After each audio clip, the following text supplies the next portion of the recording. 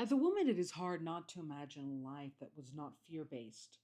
Anxiety is born from how we find ourselves in situations we were not asked to be in, and forever believe that energy will follow us.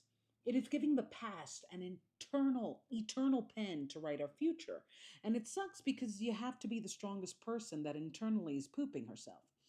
The problem with anxiety is that it simultaneously makes you believe you will be datelined, while also thinking something as tiny as a key can become the very assassin tool you need. Being a little girl, I hated how warned I was, especially because it was my mother's love language. If she cared for you, she told you everything that could go wrong, and as a girl, that is a lot. How you speak, what you wear, how you walk, where you walk, everything can feel open season to someone else, ending your reputation or your life by age 7.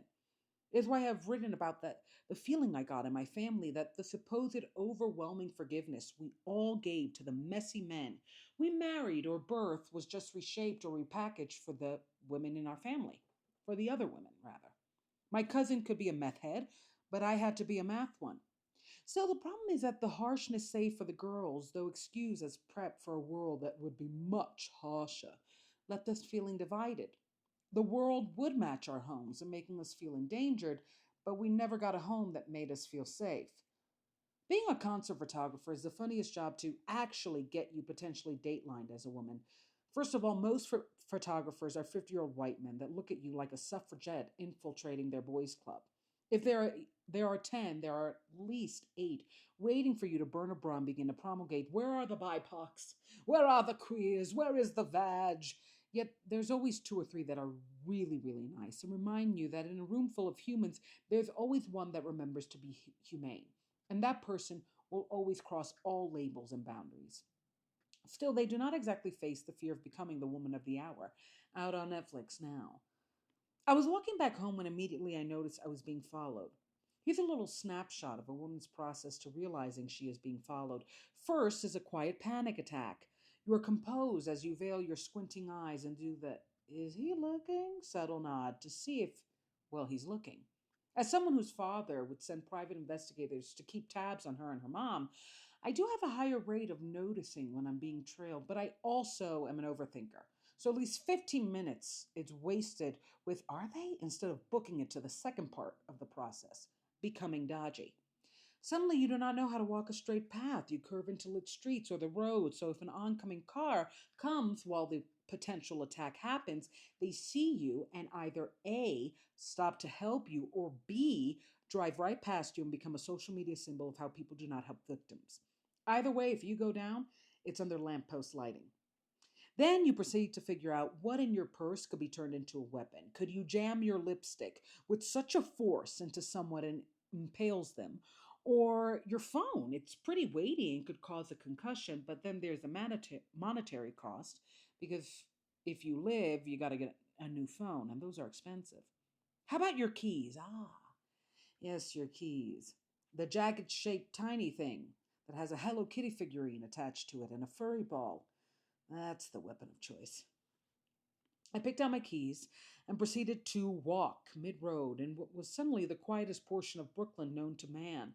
It's funny how silence always follows darkness. I looked back and he was following me. I sped my walk and so did he. Soon we were both doing a very strange skip walk that looked like 2 people trying to run fast but needed orthopedic shoes. It was the strangest run for my life moment that was followed by, "Am I athletic or is he a bad serial killer?" Look back. Yes, I know we are never supposed to look back. There's a reason Lot's wife became a pillar of salt. The minute you look back, you might as well stay there. When I realized he was a block away standing, and I immediately turned to book it like never before. And then he yelled, "I'm not following you!" "What?" I yelped while doing an offbeat jog run walk, but now officially looking back. I flashed my keys like a makeshift pocket knife. I am following you home.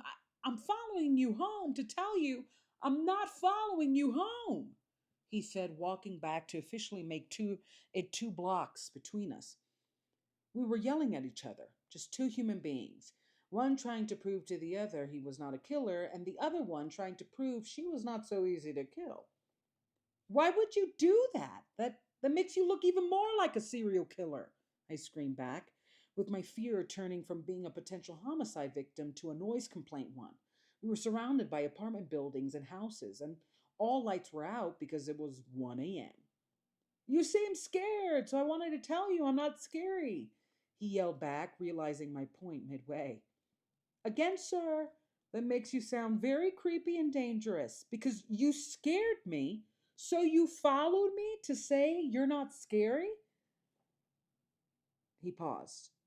All right, I'm just going to walk this way. Have a nice night, he declared, and just turned the corner of the street, not caring if it was his or would get him closer to home.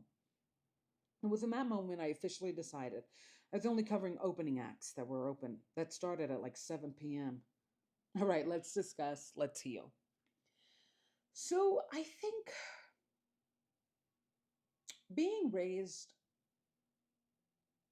hmm, how do I think everyone has anxiety. And I think everyone has anxiety because there's that quote, anxiety lives in the past, or depression does, or one of them. I don't know, they're sisters. Um, they keep it local, keep it neighborly. Um, and I think that as women, we could be more bred for anxiety or taught to be anxious, but also handle the anxiety. It's like this very strange thing of like everything is a warning. Everything is, you could get hurt, you could do this. We hear 20 million no's, way more than the boys, or at least in my family, we did. And I hated that because it's something that I bring up a lot in this podcast. You know, your environment can nurture the best parts of your nature and also the worst. And I was notorious for being a very fearless child, but I also wanted to be loved. And my mother's love language was warning. That's how I knew she cared, by how she overwhelmed me with everything that could go wrong. Like, oh, no, no, no, no, no, walk, don't go there, don't go there, don't do this, that somebody might look. And it really stuck into me. Like this darkness kind of glued into me, and I hated it because I am fearless at my core, and I think there's so much more to a life lived without fear than one with it. I mean, a life with fear might live longer, um, but it won't actually live, if that makes any sense. Like, I get that they were trying to protect me, but they blocked me from how I prospered myself. And I find that there are times I hold myself back too, out of that anxiety, of that overwhelming, what will the world say? What will men say? And it's not like it's not necessarily true because I brought up being a concert photographer. It's not easy to get that job as a woman. And then you go into these spaces where it's predominantly men. And I want to give grace because I've realized that most human beings are assholes, or at least the ones I'm meeting. And the few that are kind, you are a rare gem, and you have consistently proven that beyond race, class, and gender, a kind person has no appearance, they just have a pure soul. So thank you. Um, and there's also, it's a competitive world, and there's also this feeling of I need to put myself in the best concerts and in the highest concerts and in the acts that the labels really are pushing, because if I don't get into those spaces, then I get into no spaces, and then it's this kind of, I don't feel I have the permission to say no, because this is an industry that not only doesn't give you a yes, but it's tiered, there are levels, and you could really stay in the same level for a long time.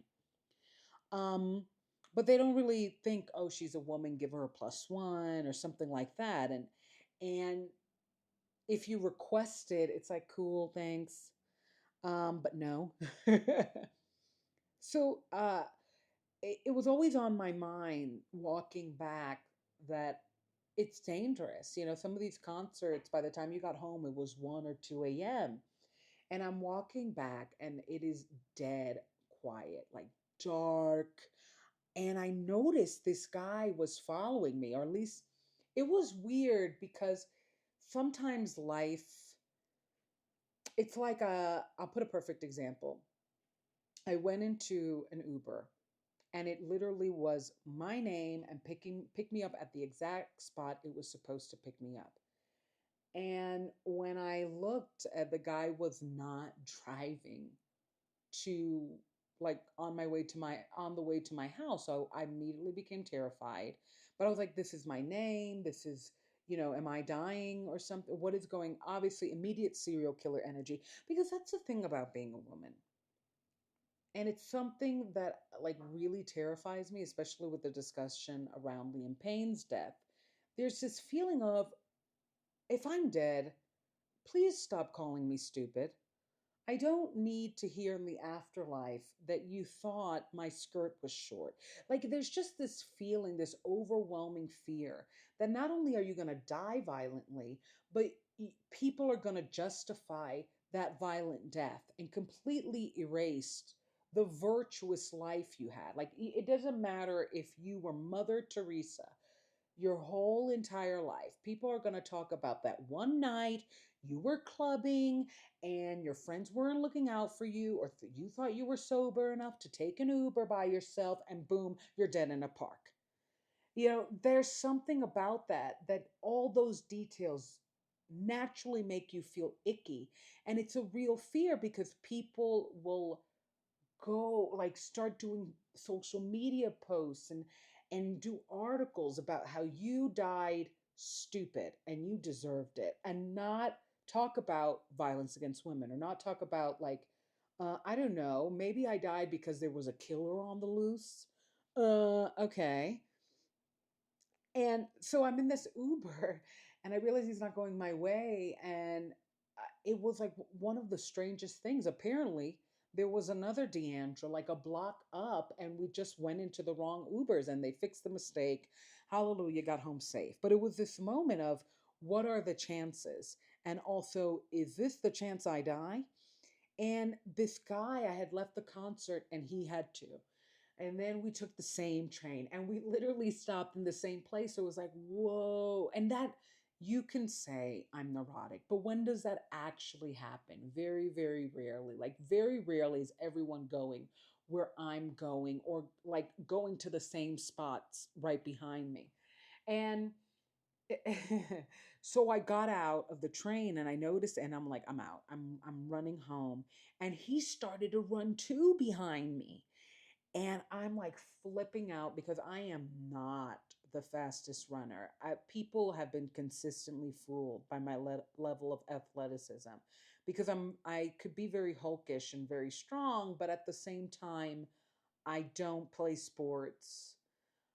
I just get these random bursts of, like, She-Hulk strength. And so I'm not exactly the fastest runner, and I'm running, and then he's running behind me, and we were doing this weird run, walk, jog. And he goes, I'm not following you. And he yelled it, and I was like, what? I'm not following you. And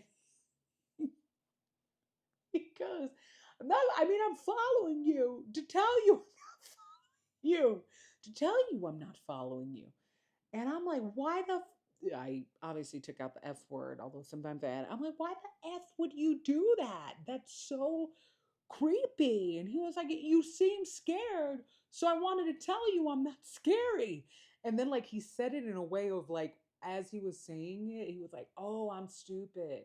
Like, I should have just let her go and not overthink and over explain, like, this weird situation, right? But I guess he didn't want me to think that I had a stalker or a serial killer, or he could just imagine me in the future at a bar. Did I ever tell you the time that guy chased me to death? Like, he didn't want to be that guy when he wasn't. But either way, we will always think of that guy, right? And he realized in midway, and he was like, I'm just gonna go turn this corner and leave. And it was the funniest kind of, whew, thank God. Thank God I'm not dying. Thank God I still walked home very speedily. But and I, like, changed. I was like, I'm really gonna aim more for opening acts. First of all, I like them more. I like knowing I was a part of the beginning of someone's journey. Um, but it's this moment of, there are when you know you are endangered as a woman, you do feel like I would love to go clubbing more. I would love to do like see the 10 o'clock act. I would love to go into spaces that are predominantly men. And whether or not my body feels safe, I will love to know my heart does. Because it's also like, do you focus on you? And sometimes it is this energy that is undeniable where I think we've all experienced this energy. And in my case, I'm talking about how you experience it engendered, being an engendered experience. Ooh, what? Is that a real word? It is now. Um, but we've all gone into a room and the energy shifted because of our presence. You know, we went into a room when none of our friends were and we just stayed quiet in a corner. We went into a family party and it's like, oh God, this is my family. And we looked up, we started looking at playing with our phone. Like we've all been in spaces where we weren't welcome, yet we were in them. And I have definitely had those moments recurring in concerts, especially, and it makes you even doubt your level of talent because they're looking at you and you're like, you know, God, I hope I hold my camera right. At the end of the day, I'm really happy I'm alive. I don't feel bad for the guy, even though I do. I feel bad for him as a human being because I've been the person that kind of really liked to look good while looking like a creeper. You know, we've all been the person who's trying to be really funny and isn't, or look like they're really interested in things that they've never even. I've said I've read books I didn't read. You know, we've all been that person, and we do stupid things to look human rather than just what is right. He should have just left me alone and let me say that story. It's not like I could have I didn't see him officially until we did that weird kind of pause where he was saying, um, listen, I'm not following you.